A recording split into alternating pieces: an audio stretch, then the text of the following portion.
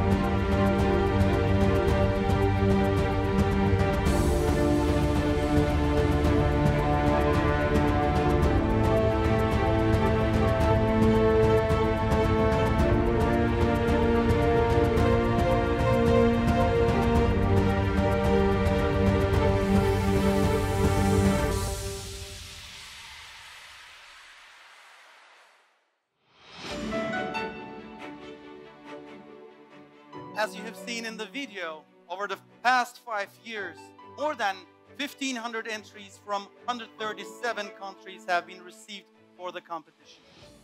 Each year, ladies and gentlemen, the Expert Council and the jury panel report stable increase in the quality of entries. A growing number of teamworks have been submitted for the contest. We also note a continuing trend towards cross-border collaboration among journalists. Some 400 entries from 96 countries were received for the Fetisov Journalism Awards last year, and tonight we will reveal the names of FJA prize winners 2023. But before we move on, I would like to give the floor to the man who was at the origins of the awards. Ladies and gentlemen, please put your hands together and welcome a businessman, producer, scientist, and philanthropist, Mr. Gleb Fetisov.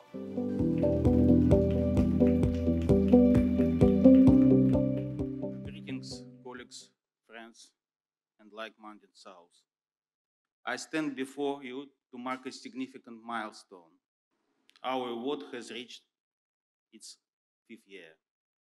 It is with a sense of considerable pride that we can reflect on the global recognition and respect it has achieved over these years, earning a revered name within the community of journalism worldwide. At the same time, regrettably, we haven't seen an improvement in the world over these past 5 years. Politicians, corporations, and state institutions have reverted to the rhetoric of war and aggression.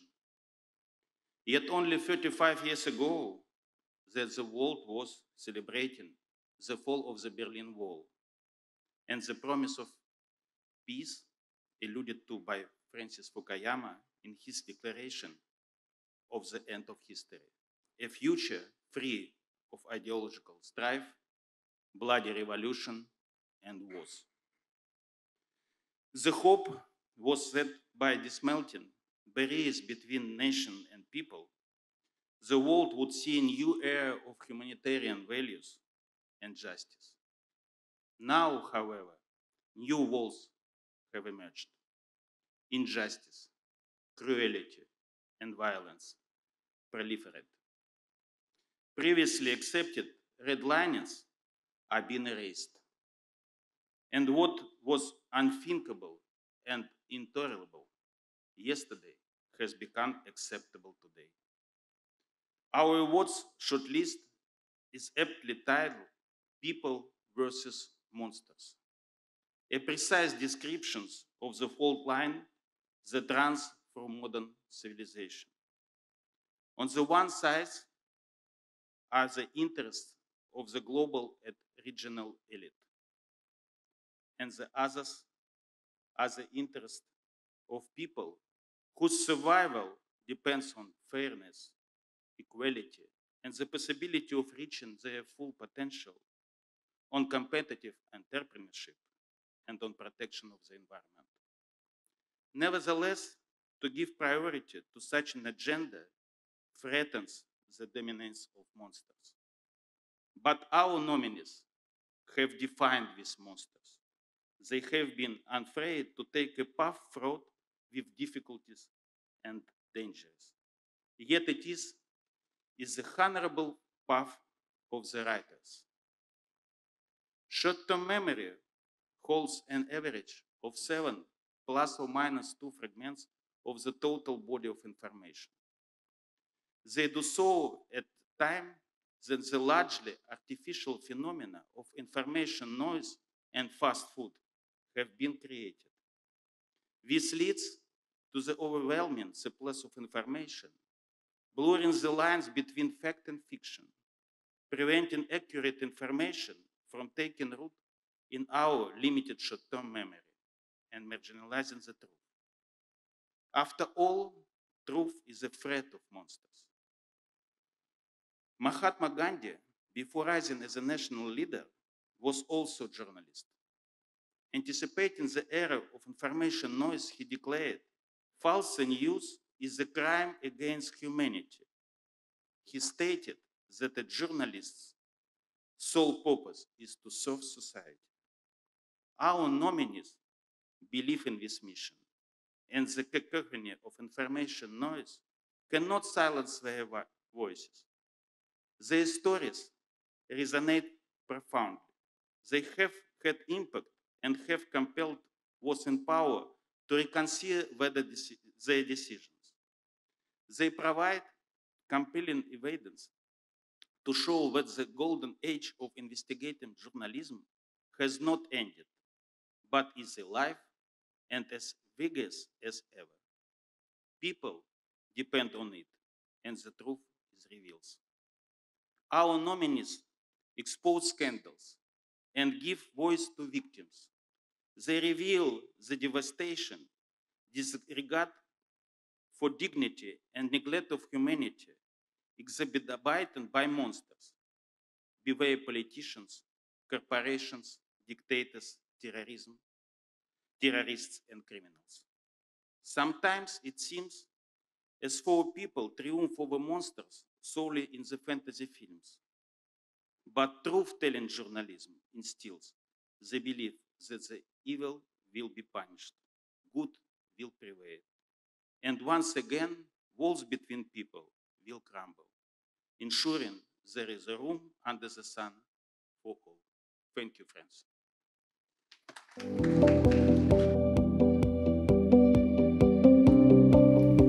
We express our gratitude to Mr. Fetisov for his invaluable contribution to the global journalism by a round of applause, please.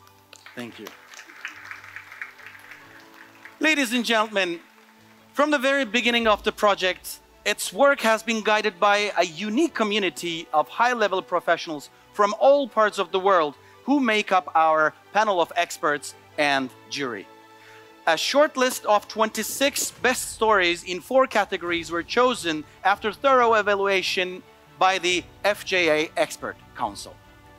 So it is now time to introduce the expert panel of the Fetisov Journalism Awards 2023.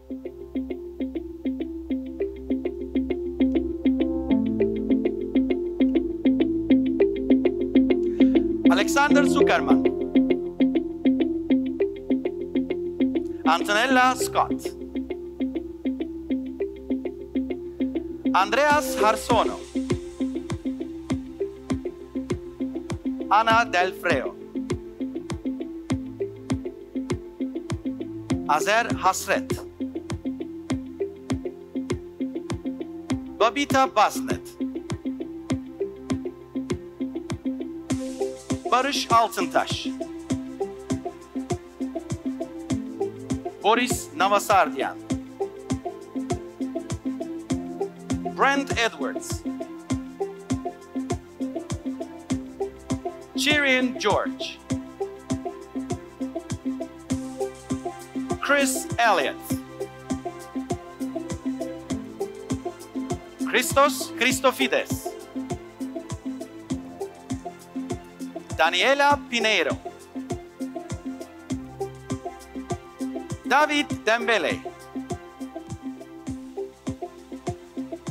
David Walmsley, Dilrukshi Handunetti, Emma Clark, Gabriel Baglou, Irene J. Liu, Jackie Park, Kunda Dixit, Liliana Zurovac, Naranjargal Hakshu, Intibignane, Rafaela Kyodo Karpinski, Sala Nazarenko, Seamus Martin, Sevda Alankush, Stuart Laidlaw, Svetlana Pasti, Syed Nazakat, Tatiana Tuslina, Vanina Bargella, Yana Israelan, Yusuf Jamil, and Zafar Abbas. We thank all the members of the Expert Council for the tremendous and selfless work they did. Please, with a round of applause.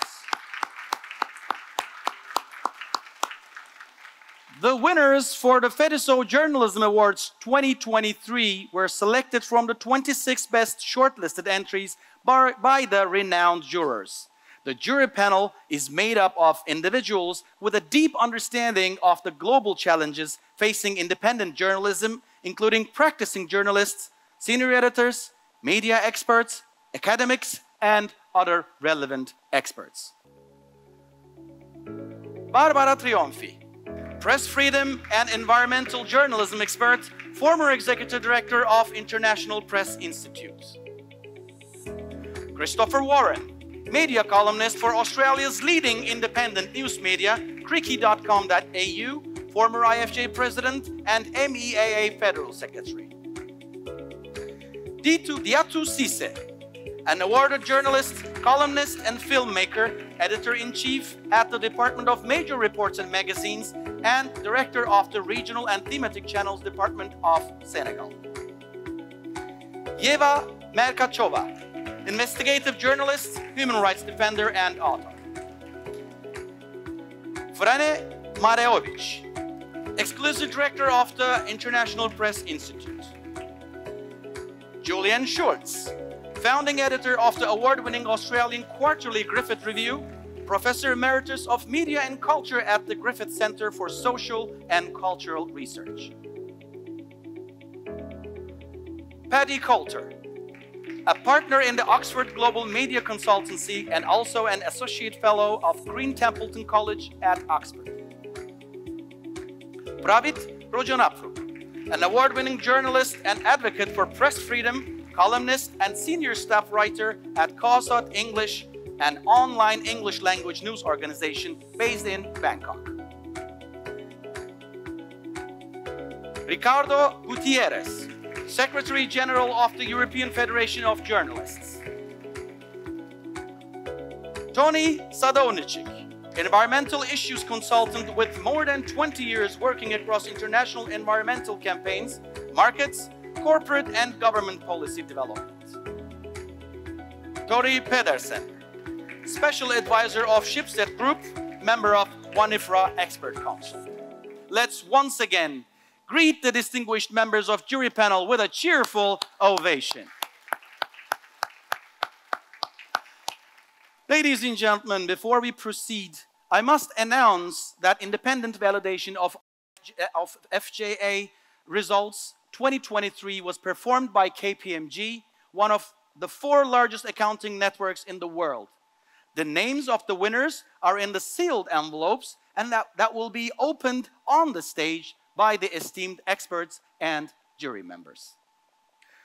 The FJA Steering Committee received hundreds of entries from all over the world last year, 26 of which were selected for the shortlist in the following categories: outstanding investigative reporting, contribution to civil rights, outstanding contribution to peace, and excellence in environmental journalism.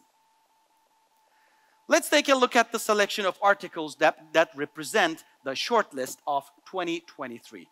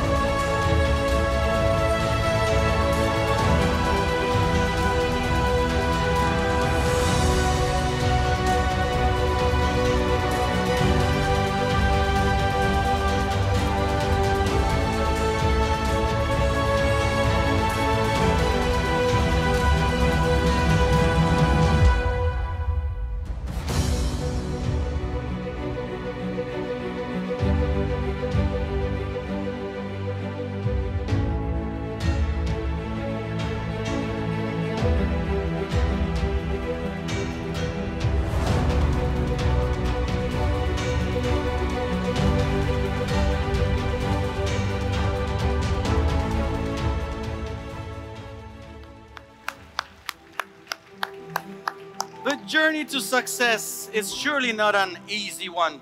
It requires dedication, perseverance, and relentless pursuit of excellence.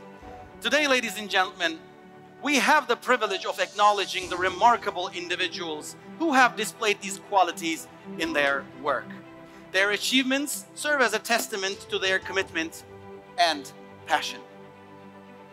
We thank all the journalists who sent their entries to the competition in 2023, and we congratulate the authors who entered the shortlist on this tremendous success.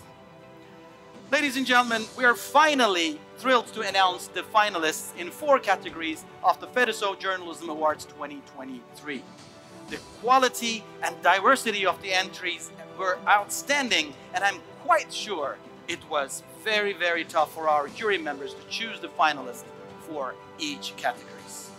Yet, the results are in.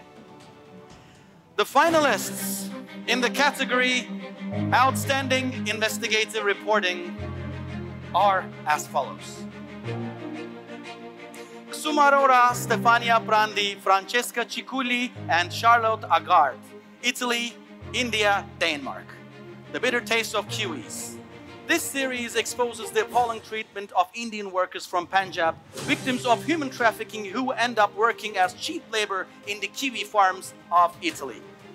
This is inclusive journalism at its best, taking in more than 50 interviews with the workers, their families, and people traffickers in Punjab, as well as weaves from farmers and the authorities in Lazio, and comments from relevant human rights groups and companies that make their money in the kiwi trade. The harrowing journey from Punjab to Italy reveals a profound humanitarian crisis and illustrates why governments must act over the scourge of human trafficking.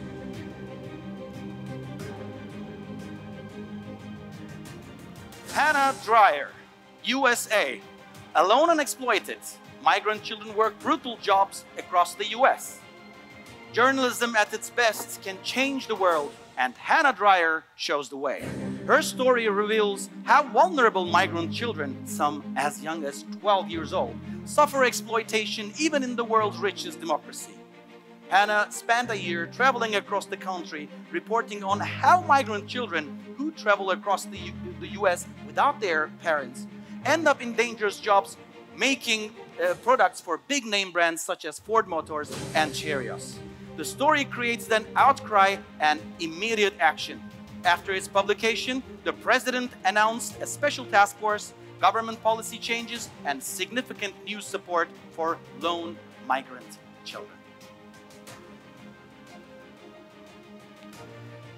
And the third finalist in this category is Sanjana Varghese, Emma Graham Harrison, Joe Dyke, Julia Nueno, Azul de Monte, Imogen Piper, UK.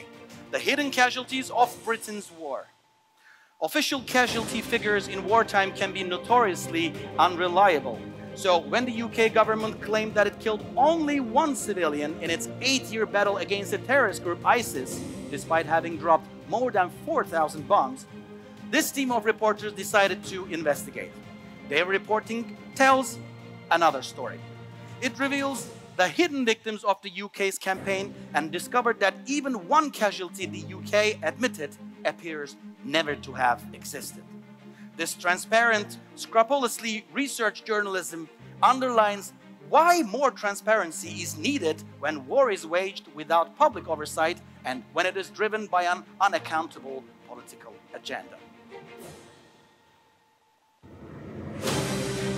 So, ladies and gentlemen, for presenting the awards in this category, I would like to invite the General Secretary of the European Federation of Journalists, Mr. Ricardo Gutiérrez. The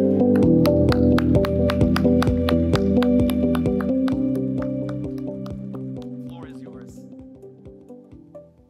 Thank you. I'll be short. It's a real pleasure for me to present the awards in this particular category. Let's be clear.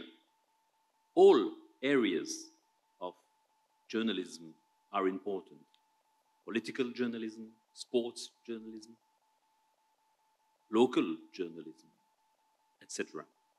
but the function that best represents the journalist's mission is that of investigating information that those in power seek to hide.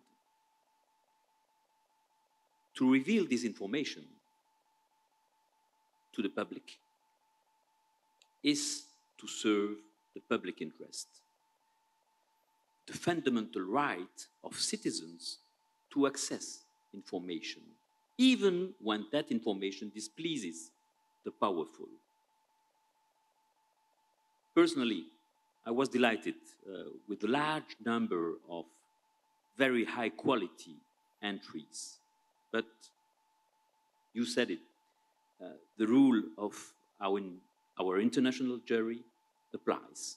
In the end, only 3 journalistic productions were selected, and I will have the honor of inviting them to join us on stage. Thank you very much, Mr. Gutiérrez. And my colleague is bringing you the envelope. And I kindly ask you to open the sealed envelope, which has a 3rd prize winner in the category Outstanding Investigative Reporting.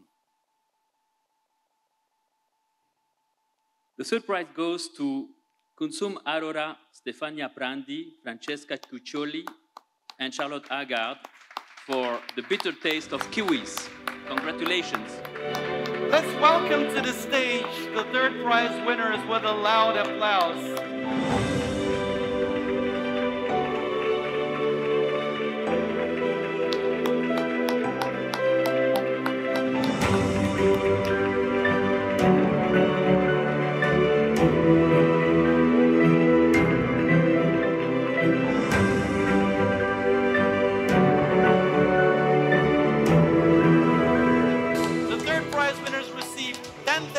Swiss francs. The floor is yours. Good evening, ladies and gentlemen. We are extremely delighted to be here among such a prestigious event. We are thankful to the Fetisov Journalism Awards Committee. I think this award would not have been possible without the support and the active participation of so many workers back in the villages of Punjab, and also in Italy, the kiwi farms where the workers were working. And I think I owe this award to my institution with which I have been associated, the Wire Delhi, which is a name to reckon with. And special thanks to the editors of The Wire, Mr. Siddharth Vardarajan, Sangeeta Barua Peshroti, who supervised our work, and our editor, Seema Chishti. Thank you.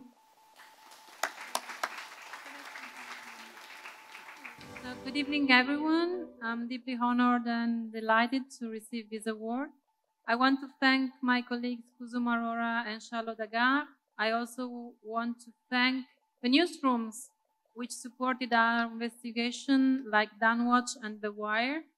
I specifically want to thank all the workers from the kiwi fields who took the risk to talk to us. In certain places of Italy and India, for exploited workers is a big risk to be seen talking to a journalist. A big thank to the Journalists Fund Europe, who founded our investigation, and to researcher and activist Marco Mizzolo. And a big thank to all the Fetisov committee and team. Thank you. Congratulations once again to the 3rd prize winners, Mr. Gutiérrez.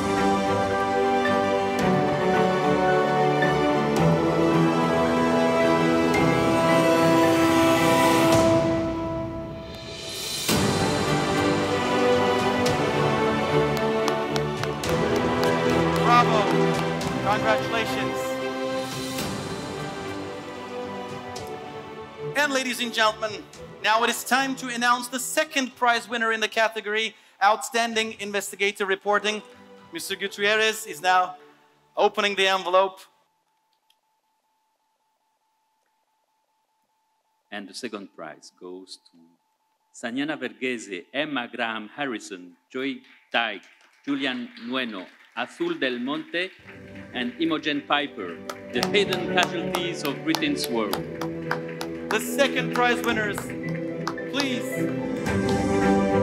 welcome to the stage. Our congratulations to the team of authors from the United Kingdom. The second prize winners receive 20,000 Swiss francs and memorable gifts.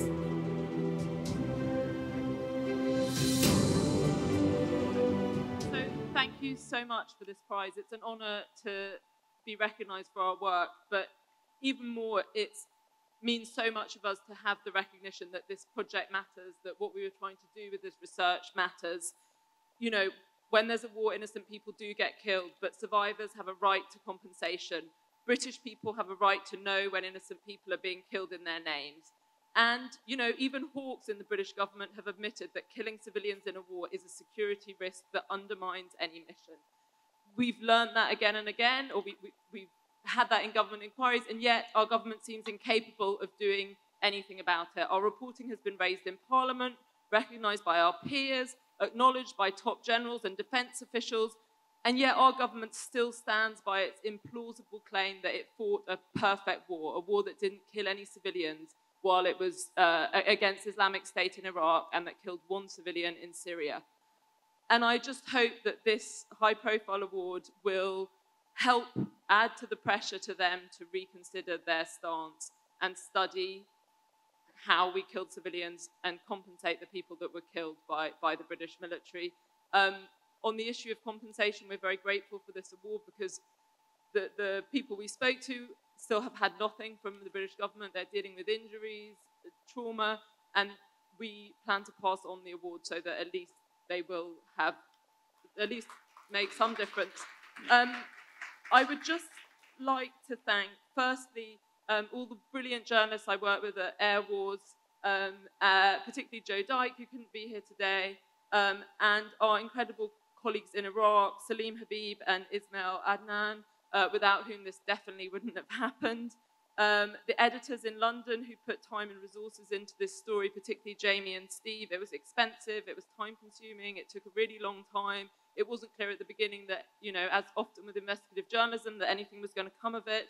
And finally, the biggest, most important thanks to the two women who trusted strangers with telling the story of the worst days of their life, Enam Yunus and Badur Abdul Rahman. Thank you to them for that. Thanks. I just wanted to add to what Emma said and say again, thank you for this award, which is particularly incredible in such a crowded field and among so many other incredible nominees. I also just wanted to very quickly mention the name of the rest of our team. So Joe Dyke, who couldn't be here today, Azul de Monte, Julia Nueno, Imogen Piper, and many more. I also wanted to thank the rest of the wonderful Air Wars team who've been instrumental in pushing this work forward. I've left Air Wars now, I don't work there anymore, but I just wanted to quickly emphasize how important this award is. Air Wars has been documenting civilian casualties, starting with the war in Iraq and Syria for 10 years now. It's a slow, thankless process that's run almost entirely by volunteers. The investigations unit that I worked on was set up about 4 years ago. I think awards like this demonstrate that the work we do matters and has impact, even if it's a story where the kind of crux of the story actually happened now nearly a decade ago. It demonstrates the value of this kind of investigative, detailed, community and justice-oriented work in showing the long-term ramifications of conflict. And it's really heartening to see this slow, thankless process recognized today by a jury of our peers and many people we appreciate and respect so much. So thank you very much.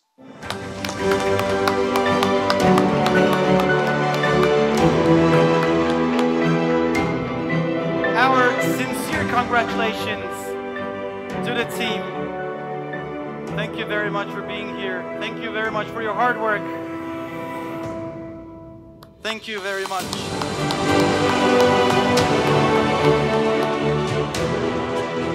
And now, we will hear the name of the first prize winner in the category Outstanding Investigative Reporting, Mr. Gutiérrez.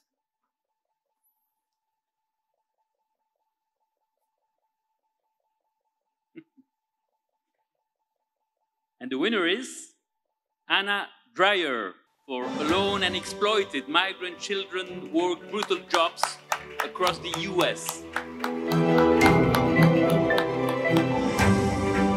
Our congratulations to Hannah Dreier. The first prize winner receives also a prize of 100,000 Swiss francs. So we congratulate her. But unfortunately, Hannah could not be with us here tonight. But she was so kind to record a video with her acceptance speech. Before we watch the video, I would like to thank Mr. Ricardo Gutiérrez for honoring the stage. Thank you very much, sir. With a round of applause, please. And now, Hannah Dreier's video. Hello, I am here at home with a brand new baby, but I am so glad to be able to join you for a few minutes. Thank you so much to the foundation and to the jury for this deeply meaningful recognition. It is such an honor to be in the company of the other finalist projects tonight, which represent really some of the best journalism in the world. I'd like to accept this recognition in honor of the children who took huge risks in speaking out for this project. These were middle schoolers who'd had their arms shredded by industrial machines while at work, 14-year-olds who were getting up at dawn every day to go work on roofs. They had nothing to gain from sharing their experiences except the hope of helping other kids like them. In the end, it was their bravery that forced concrete change across government agencies and at some of the world's largest corporations. Thank you again for this wonderful honor, and I hope everyone has a great night.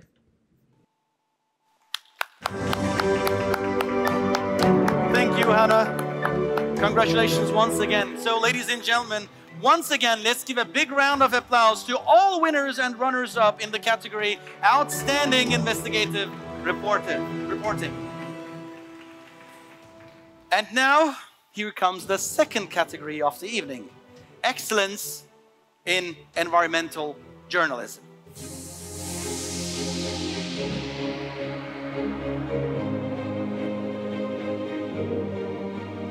Barbara Fraser, Mariles Tello Imaina, Leonardo Tello Imaina, Peru. Series, Traces of Oil in the Peruvian Amazon. Almost 50 years ago, the people of the Peruvian Amazon were promised a prosperous future after the discovery of oil locally. But as this compelling investigation reveals, those promises came to nothing. Instead, indigenous communities are engaged in an ongoing struggle for environmental justice. They have to live with poor health care, inadequate schools, and limited access to safe drinking water. It is a crisis which has had particular impact on the lives of women. This reporting exposes decades of official neglect and poorly regulated oil production, and it has brought this ongoing regional crisis to long overdue national attention. Christian Zalewski, Sebastian Kempkins, Greta Taubert. Germany.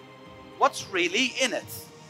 Style, brands, and iconic logos are selling points for fashionable sportswear. But as this stunning report reveals, behind the glamour, there are sometimes hidden truths that tarnish even the biggest names. For 6 months, the team tested the environmentally friendly Boosts of sports giant Adidas, which claimed its signature product, the German national team's World Cup jersey, was made of yarn containing partly ocean plastic, a trusted alternative to traditional materials. However, the journalists proved that this was a lie. They spoke to dozens of experts, traveled to exotic production areas, centers in Asia, and delivered hard evidence that forced Adidas to own up its false claims.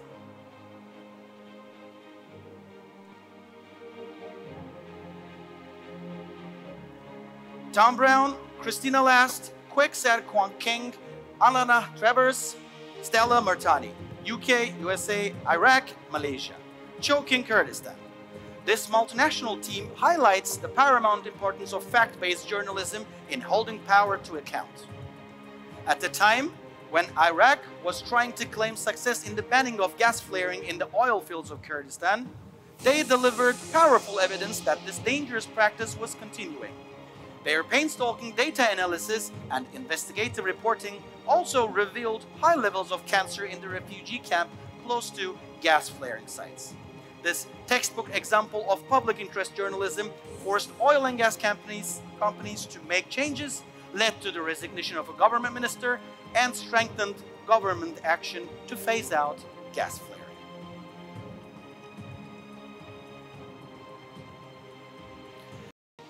So, ladies and gentlemen, to present the prizes in this category, may I request Mr. Stuart Laidlaw to kindly join us on stage and do the honors? Mr. Laidlaw is a highly esteemed Canadian journalist and a member of the Expert Council of the Fetisov Journalism Awards, and he assessed the entries in the environmental category last year. Welcome, Mr. Laidlaw. The floor is yours. It wasn't just me. There are several of us. I want to begin by thanking Mr. Fetisov for setting this up and for all those involved with thinking to include me. It's been an incredible experience over the years. It's getting tougher and tougher every year. I think the first year we all in the Expert Council went through all the stories in every category, and now we're divided up, and there's as many stories in each category, it seems now, as there were in that first year for every category. So this thing is growing, and the quality of stories is increasing, making the job a lot more difficult. And this year was great, incredible stories, even more so every year. One of the things I've enjoyed about doing this is it's given a chance to really sit back and reflect about what good journalism is. In the hurly-burly of daily journalism, it's hard to do that sometimes. And I thought about sort of origins of the stories that I tried to work on and stuff, and where, you know, you tried to connect the dots in local journalism with the lives of people across town and why it mattered to you where you are. And with a global award with this, I'm thinking about it a lot, about how, you know, this, especially in the environmental category, where, you know, the decisions we make in our homes, the things we buy, the things we don't buy, the way we consume, how that, you know, even with the best of intentions, can affect people across the world, hurt the environment that affects us all, and cause just incredible trouble for the people in the countries that often pay the price for our decisions. So it's been amazing to reflect on all that, but the importance of the work being honored tonight is just incredible. That's true not just of the environmental category, but all the categories. So I'm honored to be here, and let's hand out some awards. Thank you very much, Mr. Laidlaw, and my beloved colleague is bringing you the envelope with the name of the third prize winner. So please open the envelope and read it for us. Barbara Fraser, Mary Liz Teo Emina, and Leonardo Teo Emina, Traces of Oil in the Peruvian Amazon.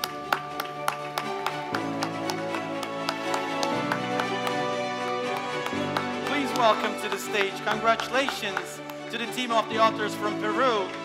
The third prize winner in this category, Excellence in Environmental Journalism, receives also 10,000 Swiss francs.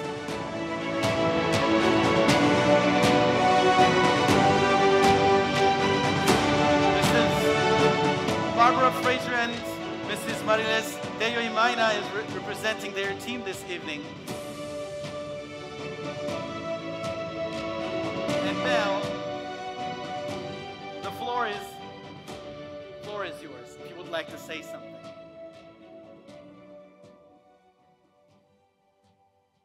Thank you very much. We wrote these comments together, so this is a message from the three of us, actually. We'd like to thank first the Fetisov Foundation and the organizers of this award and the jury. We'd like to thank Inquire First, which made the publication possible, and the Society of Environmental Journalists, which helped us with some of the reporting.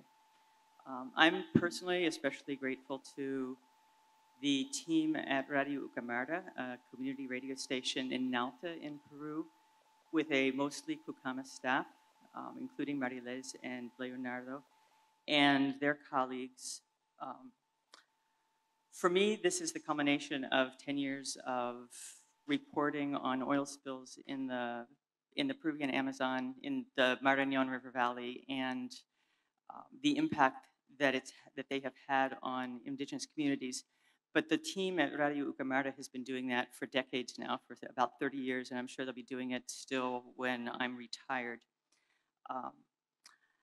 Half a century of oil production in Peru has basically brought no benefits to the indigenous communities and has left people living in economic poverty with virtually no access to safe drinking water, to sanitation, to healthcare, education, and just live with the consequences of the exposure to toxic substances that have poisoned the ecosystems on which they depend for their lives.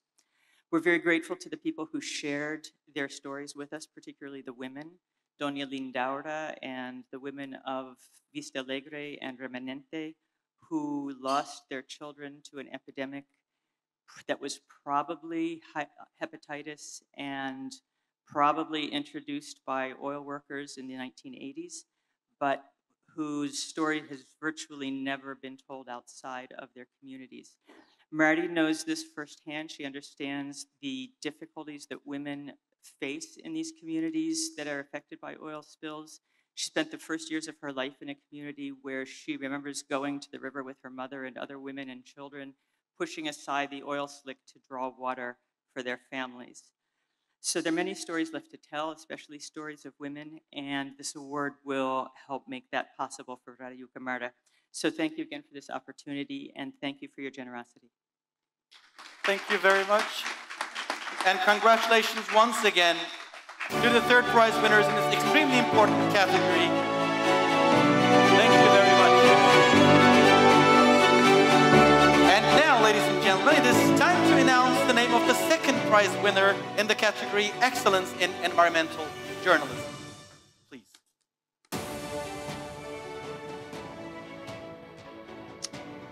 For the second prize, Tom Brown, Christina Lass, Quaxer Kwang King, Alana Travers, Stella Martinet, Choking Kurdistan. The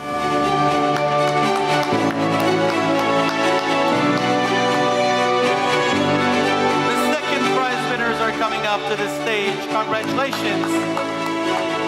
The team receives 20,000 Swiss francs. Tom Brown and Mrs. Stella Martani are representing their team tonight.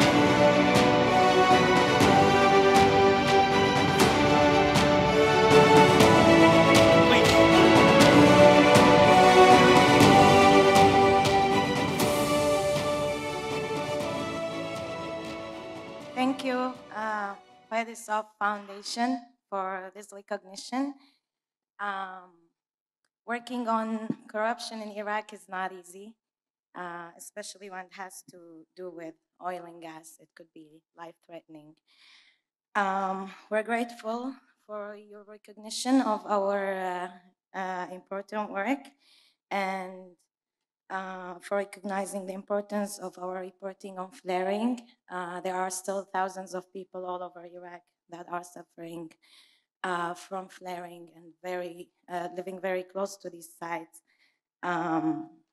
People from all ethnicities and indigenous groups are victims of that as well. I want to thank my family and friends. They've been very supportive. And our team, of course, Tom Brown, Christina Last, Tom is here. Christina Last, Alana Travis, and Sir King could not be with us today. We would like to thank them. It wouldn't have been possible without them. And special thanks to Collective Environmental Reporting, and very, very special thanks to Ayaz Data, who helped us on the field, data and evidence collection.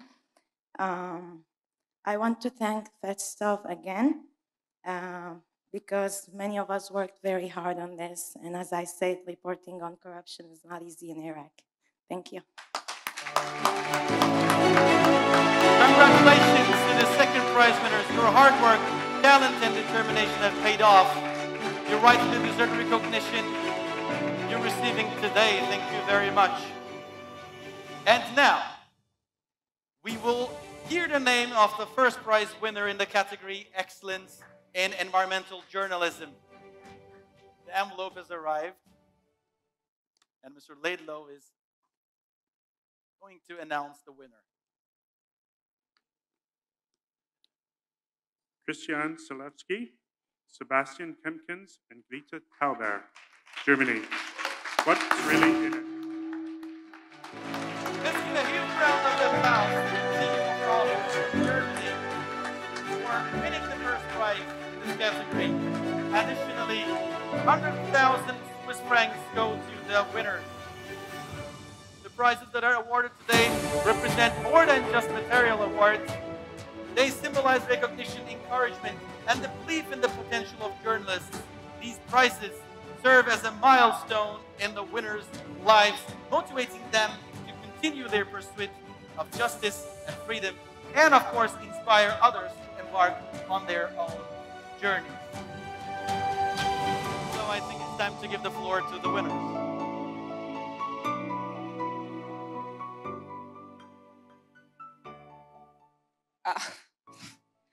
Well, now I'm a little speechless, to be honest.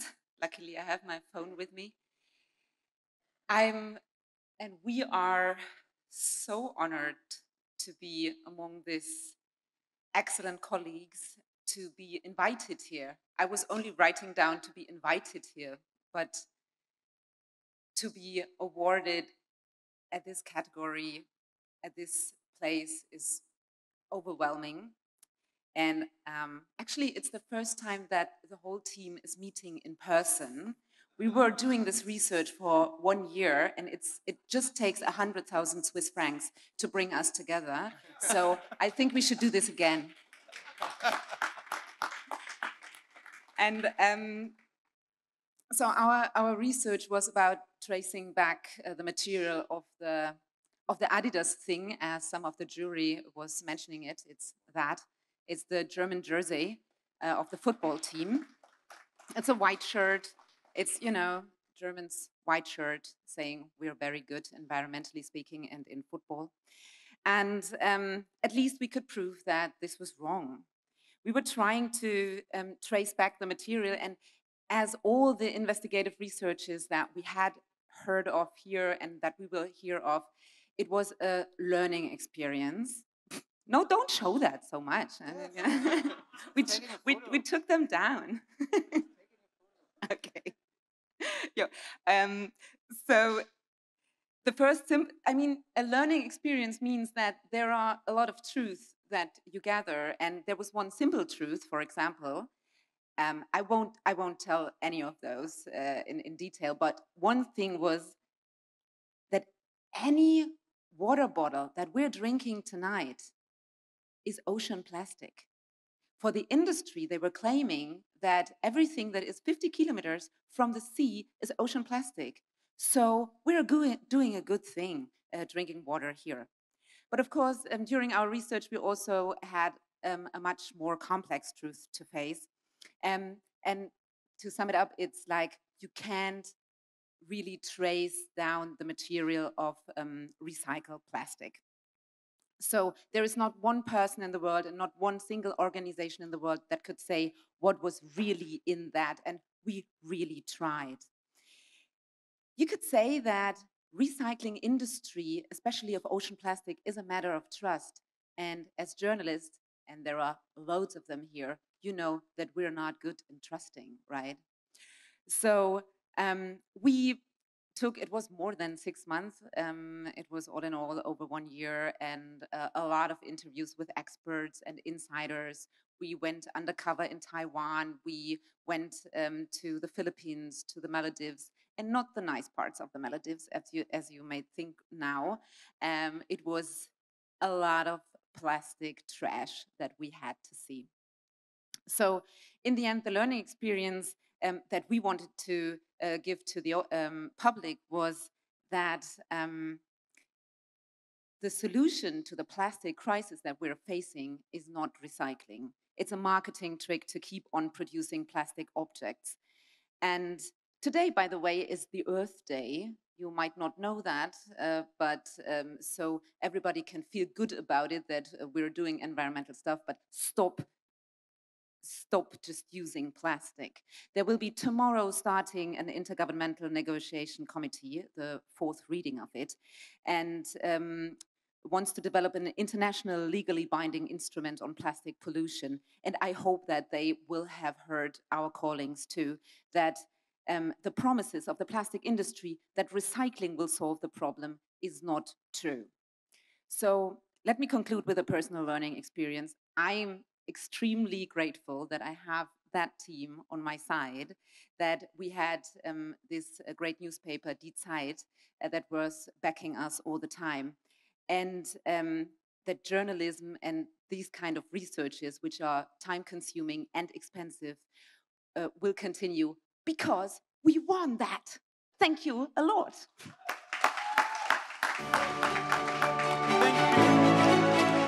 Thank you very much. Thank you also, Mr. Laidlaw, for being with us. Congratulations to the winners in the Excellence in Environmental Journalism category on the Earth Day. So, ladies and gentlemen, I think it is now time to announce the third category of the awards for this evening, Contribution to Civil Rights, a very important category. Sami Karel Rozan Sadai from Nepal. Nepalese feel human toll of Qatar's World Cup. The FIFA World Cup tournament in Qatar was a great spectacle, but behind the glitter and drama of sports are stories of personal tragedy, exploitation, neglect, and abuse of fundamental rights. Some of these stories are known only to families and villagers in remote parts of Nepal, from where many of the workers who died building the stadiums for the World Cup came from. Sami Karel and Rozan Sedai traveled to rural villages to find the widows of men who died in Qatar. Their sensitive telling of these heartbreaking stories is a poignant reminder to all of us of the human cost of global entertainment.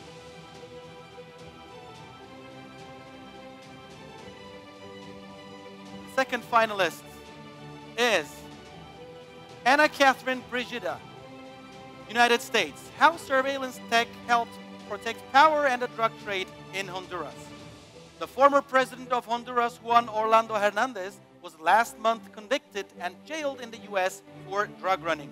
His conviction is a victory for democracy. It also validates the courageous work of Anna Catherine Brigida, who exposed how, when in power, Orlando Hernandez designed a system of surveillance technology to protect criminal drug traders at the expense of civil liberties and the people's right to protest. This is a masterclass in public interest journalism, exposing a web of political, corporate, and criminal links, and involving months of research and interviews with activists and protesters who were attacked and arrested. Torture is the neighbor. There is no greater betrayal of democracy than when a government commits brutal acts of cruelty against its own people. This investigation of clandestine torture in Venezuela shows the value of journalism as a watchdog over human rights. The reporters worked for more than a year to expose this scandal, putting their own safety on the line in the process. Their professionalism and courage overcame official threats, a wall of secrecy, and state persecution. By raising public awareness, they have ignited a national and international debate about how to build respect for democracy in Venezuela. Ladies and gentlemen, I would now like to call on stage a highly respected journalist from Mongolia and the member of the Expert Council of the Fetisov Journalism Awards, Mrs. Naranjargul Hash, for presenting the awards to the winners in the category. So it's my great pleasure to be on this stage to honor the winners in this category. So I would like to thank all the journalists who submitted their works to the competition, nominees, and winners. I also would like to extend my deep thanks to Mr. Fetisov and his family and the team of the foundation for their commitment to support independent journalism to truly serve the public interest. As a frontline human rights defenders, the journalists play a big role of the public watchdog in promotion of the human rights. They honestly continue doing their jobs. I'm very proud of the courage journalists who are professionally seeking the facts and exposing the abuses and violations of the civil rights, delivering the voices of the affected, the citizens and civil society, and telling the truth. Indeed, it's a big contribution in safeguarding the democratic values. For me, this is also a very emotional moment. The heartbreaking stories of the winners are evidences of responsible and accountable journalism, which could serve as an engine to the good governance. The journalists tell us not to stop and keep opening the government's eyes and call them to make the changes in the situation in the country and globally. The world is dramatically changing, and the journalists are facing the risks in today's dramatic situation. The brave journalists worldwide work for the better tomorrow, and I hope it will lead us to the brighter future. I would like to end my speech by the Mongolian expression saying, the eternal, the heaven will bless you.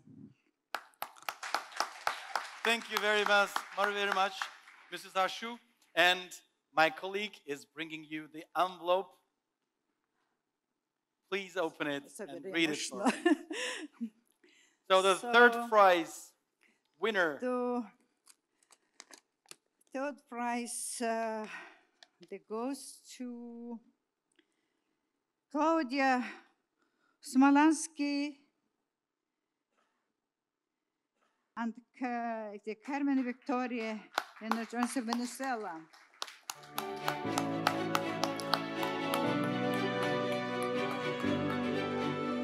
Congratulations to the authors. Welcome. Congratulations. The team receives 10,000 Swiss francs for the third place.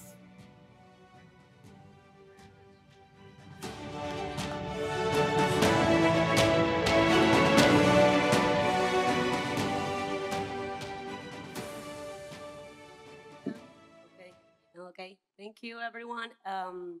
I want to start this speech. This award is important not only for Venezuelan journalists, but also for Venezuelan victims of violation of human rights. Right now, Venezuela is the only Latin American country that has an open case in the International Criminal Court because of the crimes against humanity committed by Nicolas Maduro's regime. So sadly, since we published this investigation about the clandestine torture houses in Venezuela, the situation has just getting worse. The persecution to anyone who is a dissident has been systematized. And of course, this includes the press. All the traditional media in Venezuela has been censored. We don't have any access to public information. So in Venezuela, hundreds of people have died in non-violent protests. Many have been victims of enforced disappearance, of arbitrary detention. So I really want to thank to all of the victims who gave their testimony to this investigation, who are all right now still persecuted or in exile or detained. And especially, I want to mention Vasco da Costa, who died after he gave his testimony to this investigation after many years of torture. So yeah, in Venezuela, all of these cases are impugned. So we believe on continuing doing investigative journalism and keep record of all of these cases and expose the cruel reality of our country. So yeah, thank you. Yep. Yes, thank you. Thank you very much. Congratulations. And thank you very much for being here with us and for your exceptional work, of course. And now, Mr. Akshu received the second envelope. Yes. So I said it's a very emotional moment. You know, the second prize is for Samik Karel. And the Russians said hi, Nepal. The Nepalese feel the human toll of Qatar's World Cup. Mr. Samik Karel is representing his team tonight. And the team receives also 20,000 Swiss francs for the second place in this category, contribution to civil rights. Congratulations once again.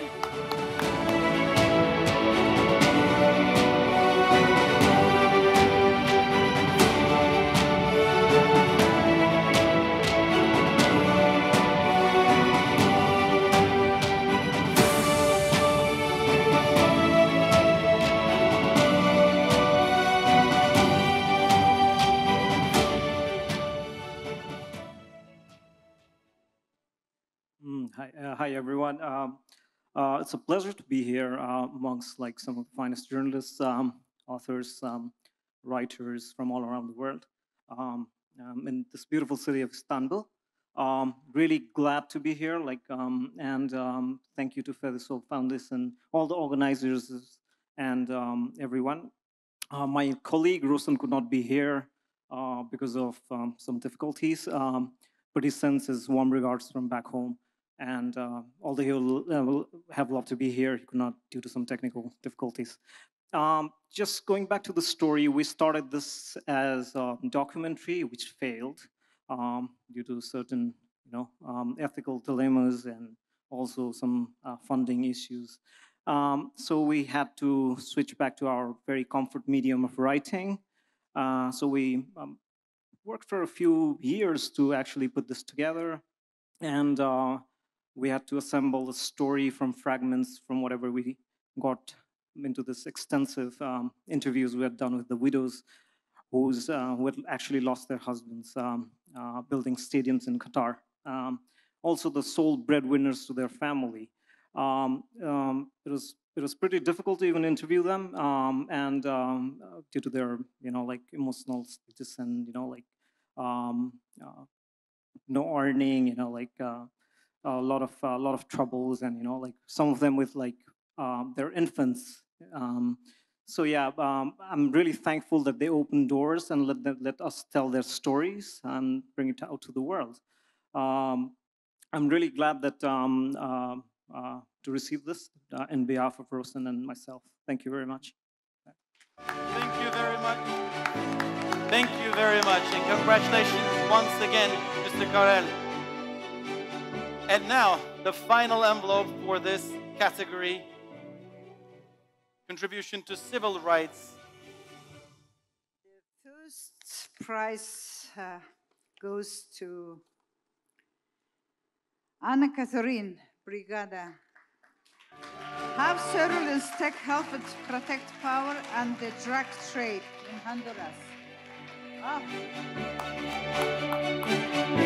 And Catherine Brigida is coming to the stage to receive her award. Congratulations. Well-deserved prize. The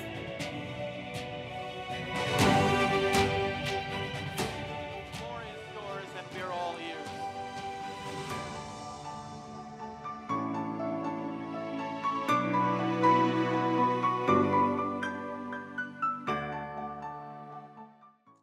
I just want to say thank you so much for this award.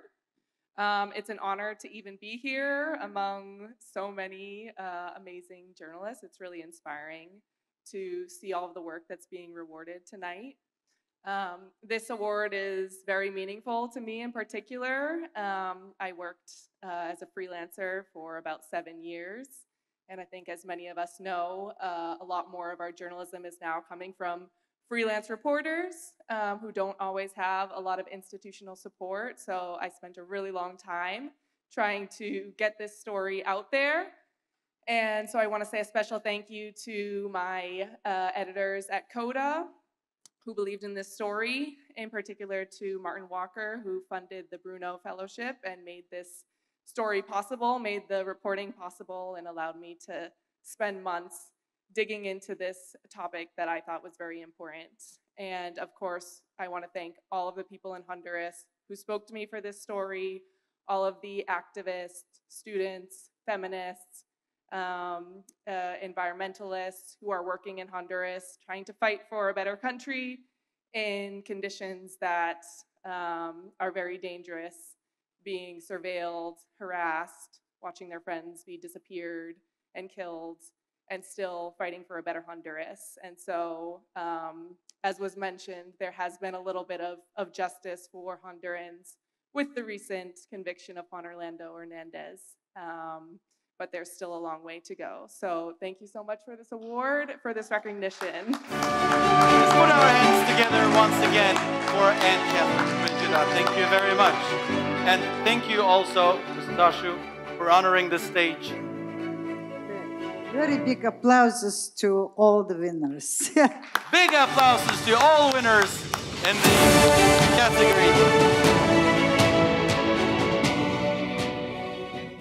And ladies and gentlemen, we're moving to the fourth category of the awards, the last but not least, outstanding contribution to peace.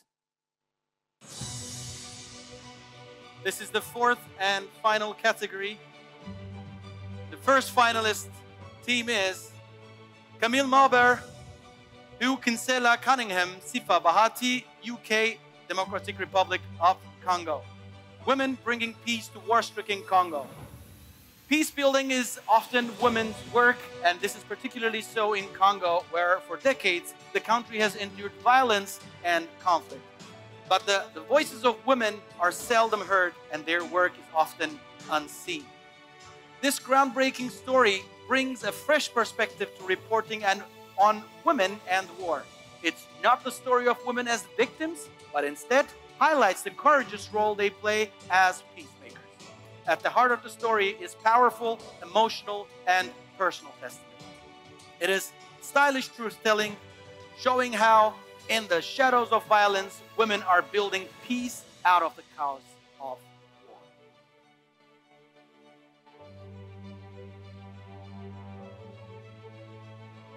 Jack Losh, UK. The Rescuers. Ukraine's firefighters on the front line. If you're not scared, you are stupid. Reporter Jack Losh spent 2 challenging weeks in the trenches of the war-torn Ukraine, revealing how the bravest people in times of war are often those not carrying guns. He joined a team of courageous firefighters rescuing wounded civilians in the embattled town of Toretsk to tell untold stories of heroism in horrifying conditions. With translator Volodymyr Sobotovsky, he endured the same threats and took the same risks as the firefighters. His reporting is a model of ethical journalism. Laced with humanity and fairness, even including pro-Russian voices, it shows the need to challenge hateful stereotypes even in the most complex of conflicts. Final finalist, third finalist, Adil Arja from Turkey. The shocking practice of forced puberty in northern Syria's refugee camps. Women of all ages are potential victims in times of war, but sometimes those threats are close to home. The practice of drug-induced forced puberty in Syria, for example, is linked to misplaced parental pressure and child marriage. In 2-year assignment involving moving interviews and meticulous research, Adil Arja exposed this shocking practice. She found herself in the firing line and subject to official pressure, but she refused to be silenced. Her resilience and courageous work brought a taboo subject out into the open and has contributed to saving the lives of a generation of vulnerable young girls in her homeland. Ladies and gentlemen, I would now like to call on stage Mrs. Barbara Trionfi, the former executive director at the Vienna-based International Press Institute and the current member of the International Board of Trustees of Article 19. Mrs. Trionfi will be presenting the awards to the winners in this category, and the floor is yours. Thank you very much. Good evening, everybody. Mr. Fetisov, ladies and gentlemen, and dear friends, it's wonderful to be here. Just today, the Stockholm International Peace Research Institute announced that in 2023, they recorded the highest global military spending of the last 45 years, showing that countries are either at war or preparing for it. And the ongoing international tensions combined with additional conflicts that we know are likely to emerge from food insecurity linked to the global climate crisis will make peace an even more precious good. But journalism has always done a better job at covering wars than peace. We don't know how to cover peace. And often we don't even know how to define peace, if not in negative terms. Peace is the absence of war. This is why it's important that the FJA awards outstanding journalism that contributes to peace. It helps us understand what it means for journalism to contribute to peace, to promote peace without falling into activisms. And this year's shortlisted entries in the category of peace have offered us some wonderful examples of what it means to cover peace. They showed us that peace is so much more than the absence of war, that peace is the fight against rape, forced weddings, and other horrors that the war brings along. Peace is the search for home in exile. Peace is what mothers have to do to prevent their children from being kidnapped. And it is the effort to counter religious extremisms, nationalisms, populisms that are often the causes of conflict. And the shortlisted entries in the category of outstanding contributions to peace also give us hope. Hope that we can overcome conflicts, that there are strategies to improve the conditions of those confronted with conflict, that the world is not made only of greedy leaders who pursue conflict to protect their personal interests, but is made of people who dedicate their lives to the search and promotions of little pieces, little corners of peace where people can live free of fear and hate. For the past 4 years, the Fetisov Journalism Award winners in the category of outstanding contributions to peace have been an inspiration to all of us and to journalists around the world. And I'm very honored to present this year's winners. Thank you very much, Mrs. Triomfi. And my colleague is now bringing the envelope. We're going to hear from you who the third prize winner are. The winner of the third prize is Jack Losh from the UK, the rescuers. Congratulations to Jack Losh. The money prize of 10,000 Swiss francs goes to the prize winner. Unfortunately, Mr. Losh could not join us for the evening, but he also recorded a short video for us, so let's watch it all together. Greetings, everyone, from a slightly rainy Indonesia. I'm very sorry that I can't be there this evening, but I just wanted to send a quick video message thanking the judges for selecting this piece and to thank some of the colleagues around me who made this project possible. For those of you who haven't read the piece, it came out of 10 days embedded with the emergency workers of Eastern Ukraine. I lived with paramedics and firemen who let me follow them as they went around a frontline town, rescuing wounded civilians and putting out blazes under the Russian bombs. As with all these projects, it was entirely a collaborative effort. It wouldn't have been possible without the following people. First of all, many thanks to Jessamy Kalkin and Andy Greenacre at the Telegraph magazine who commissioned this piece. Thank you too to the amazing crew at Channel 4 News, Fede, Danny, Tim, Matt, everyone else who commissioned and supported the original documentary film that this piece came out of. And particular thanks to my mate Vova, who was my local translator, my local producer, who was with me every step of the way and who was working under extremely difficult and dangerous circumstances out there with me. Special final thanks should go to Igor, Sasha, Alexander, and the rest of the fireman crew in Toretsk in Donetsk region. Without them placing the trust in me to tell their story, none of this would have been possible. And their amazing sense of camaraderie and stoicism in unimaginably dangerous and difficult circumstances was truly inspiring, and it taught me a lot. Finally, before tonight, I reached out to Igor, the Deputy Fire Commander of Toretsk, to ask him if he had any message to share with you tonight. And this is what he messaged back to me. He said, "How hard freedom and independence is for every Ukrainian, but it will come no matter the cost." Thanks so much and have a great evening. Thank you very much. We thank Jack Losh for this beautiful video and the exceptional work he did. And now, the second envelope is coming.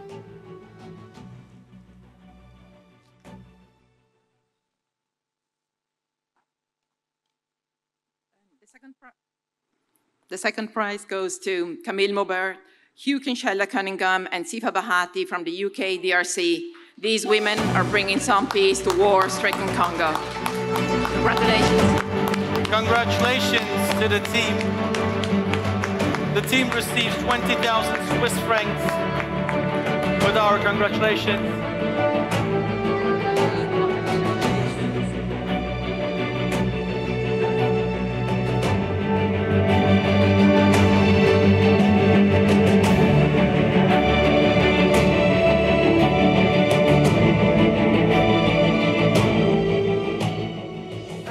Thank you so much.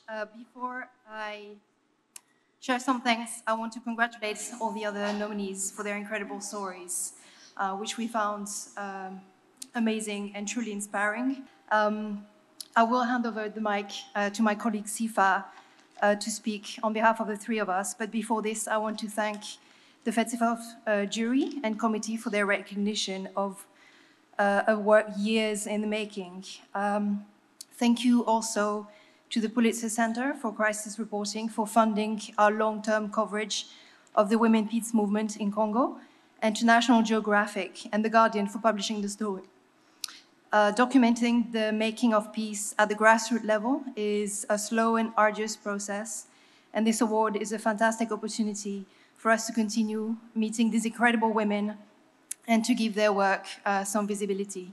I will hand over to Sifa, and then I will translate afterwards. Thank you. Thank you, Camille. Mesdames et messieurs, je suis très honorée de participer en cette cérémonie de remise des prix Fetisov Awards Journalist édition 2023. La sélection de notre article exprime non seulement la réalisation des travaux bien faits en équipe, mais également la reconnaissance de la contribution des femmes africaines en général et celle de la RDC en particulier au processus de paix. Cette contribution passe par des plaidoyers, des sensibilisations, des dialogues communautaires, ainsi que la prise en charge holistique des victimes des conflits armés qui déchirent le Congo depuis plus de 2 décennies, tel qu'il a été démontré dans l'article. Le courage, le professionnalisme et la détermination de mes coéquipiers, Camille et Hugh, l'ont emporté sur la peur au regard du contexte très difficile dans lequel nous avons réalisé ces reportages. Chers membres du jury, je tiens à vous remercier pour votre jugement qui est un grand honneur et aussi un grand sens de responsabilité pour notre évolution dans les métiers. Je vous remercie encore une fois pour votre confiance avec l'engagement et la détermination de travailler dur pour être à la hauteur de cet honneur.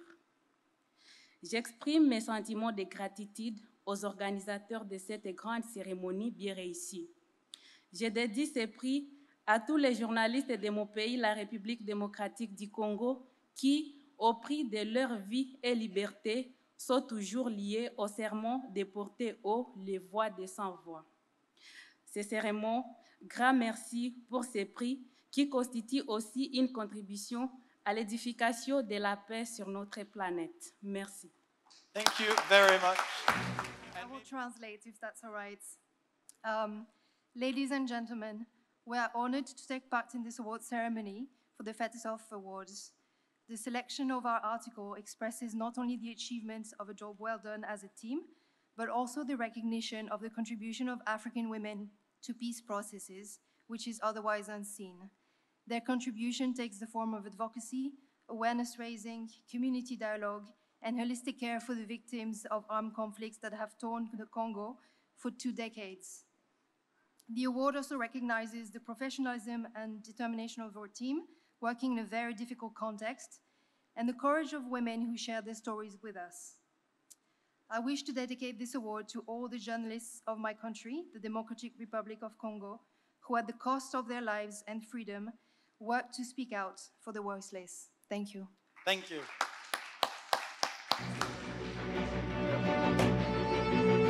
Of course, taking a picture to immortalize this beautiful moment.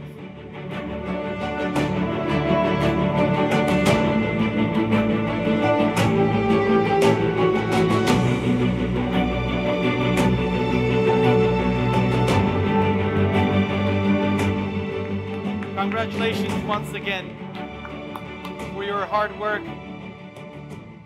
Ladies and gentlemen, the final envelope has arrived. And the winner in the category Outstanding Contribution to Peace is Hadil Harja from Turkey. The shocking practice of forced puberty in northern Syria refugee camps. Well done. Congratulations, Mrs. Harja. The purse prize winner receives 100,000 Swiss francs. Our congratulations.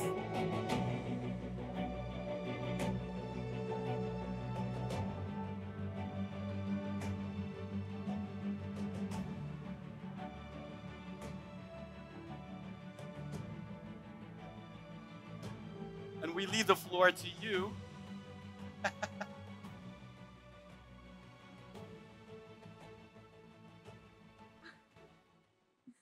I don't know what to say. It has been so much on me working on this topic. It was very, very hard. First of all, I want to thank all heroes that they were very brave to share their stories with me, to reveal this shocking practice in northern Syria. The war in Syria has been ongoing for 13 years, and a lot of people are suffering there. I'm sorry. Yeah, thank you.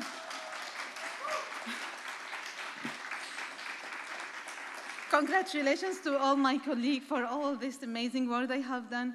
For me, Tiny Hand, this platform, it was challenging to work on children issues from sensitive places because it's very hard to tell their stories. And every time we work on the stories, we found ourselves looking for different questions. It was very, very hard. Because this war, it's become a forgotten war. Millions are still suffering and in need of support at all levels. The war must come to an end to reveal the suffering of children there. I want to thank our partner, Dreier Media, for all the support they gave me. I want to thank the amazing team that I work with, Tiny Hand, because they believe that every tiny hand has a story to tell, and they will continue telling their stories. Thank you so much for this amazing award, and thank you so much for the amazing recognition. Thank you. Congratulations once again to Hadil Harja.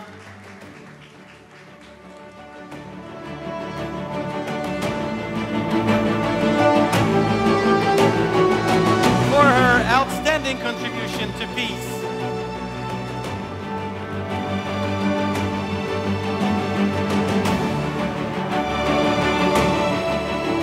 Once again, congratulations on your victory. And Mrs. Triumphi, thank you very much for honoring the stage. Ladies and gentlemen, dear guests, as we come to the end of this memorable award ceremony. Let us carry the inspiration and motivation we have witnessed today in our hearts. And may the achievements of these remarkable journalists inspire us all to pursue our dreams relentlessly and make a positive impact in our chosen endeavors. Now I would like to give the floor to the honorary advisor to the Fetisov Charitable Foundation and the Fetisov Journalism Awards, Mr. Adrian White.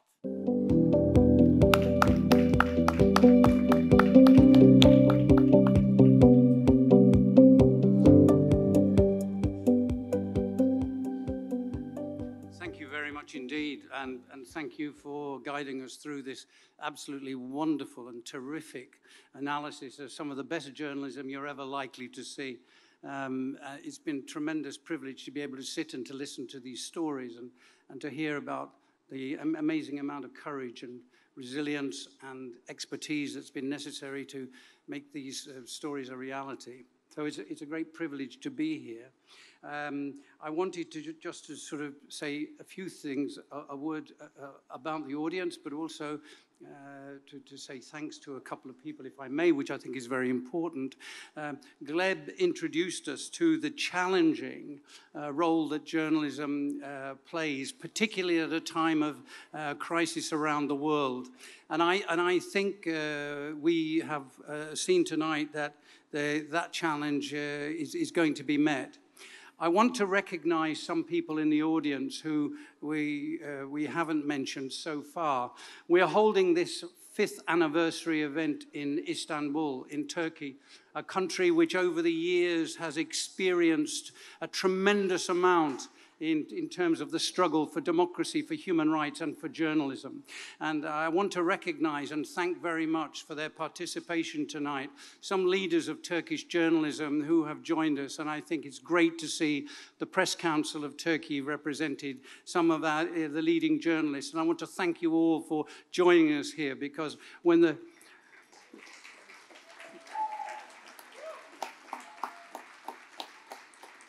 Wherever the Fetisov Journalism Awards are presented, we recognize journalists the world over, but we like also to focus attention on the fact that the struggles are local as well as international and so on. So thank you very much for that.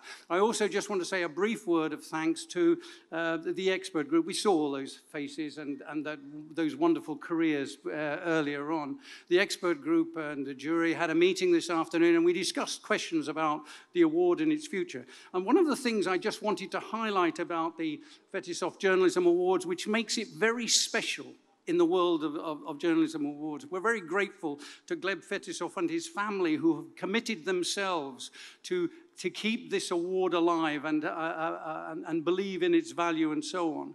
But it's most important to recognize that they take no responsibility for the work that's carried out in selecting who's who and so on. This is an entirely independent process in which journalists are invited themselves to judge their colleagues and their peers. It makes this award special in the world of journalism prizes, and I think it's important to bear that in mind. I want to say that when in the discussion with the expert group, which is part of this body, which helps to shape the future of the awards and how it's going forward, the expert group in its meeting today thought and came up with various ideas, of course, a big shopping list of really what can be done for the future. And I noticed in this discussion an incredible enthusiasm for journalism and what journalism represents. And it made me sort of think all of those people who like to sort of think that journalism is dying or journalism is on its last legs and so on, they are living in a different world and a different time. Journalism, as we've heard, is alive and well and vigorously fighting for the rights of everyone. And I felt that very much in the contributions and the optimism that we heard this afternoon from the expert group. I want to say that to the winners, not only thanks for what you've done, but your work is not finished, because one of the things we would like to do in the coming year is to organize some webinars, at least 4 webinars in the coming year, in which we're going to look at your stories, look at the work that you did, or see the lessons that need to be learned for journalism as a whole, and have debates and discussion about how the great work you have been doing and the wonderful job that you have done can be passed on to others and can be an inspiration to others in the work that they do. And I think that will be a really, so that you have a lasting legacy for the work that you have done. So thank you very much for that. Finally, and it is finally, because I know you all want to eat at some point this evening, but finally I wanted to say this is a great celebration. We've had a wonderful presentation altogether, and it's very great. But I wanted to say that something like this doesn't happen automatically. It happens because behind the scenes, there are people working to make this wonderful evening the success that you have seen and you've enjoyed. They do a tremendous amount of work. And so therefore, and I'm really privileged and honored to be a part of that team. And I would really like to thank Guzul and Natalia and Eva and Nadia and Ledro, who are sitting at the back. Would you please stand up so that we can see you? Because, please. Very good. So, everywhere there are heroes to be recognized and to be congratulated. Thank you very much indeed for your work. And thank you all for turning up tonight and supporting the work that's going on. We've all got a great future together. 5 years is only just the beginning. We've got many, many more years to come. Thank you very much. Thank you very much, Mr. White, for your important messages. Ladies and gentlemen, before we close off the formal part of the ceremony, I would like to thank all of you for being a part of this wonderful event. Our special thanks go to the member of the Expert Council and the jury panel for their time and expertise. Today could not have been possible without the Fetisov Charitable Foundation and FJA Steering Committee. On behalf of the organizers, I'd like to thank CVK Park Bosphorus Hotel for hosting this beautiful ceremony, Come On Content and Event Management for helping us organize and making sure everything runs flawless. And last but not least, I would like to express appreciation to Mr. Gleb Fetisov and his family for providing such impressive support to journalists around the world.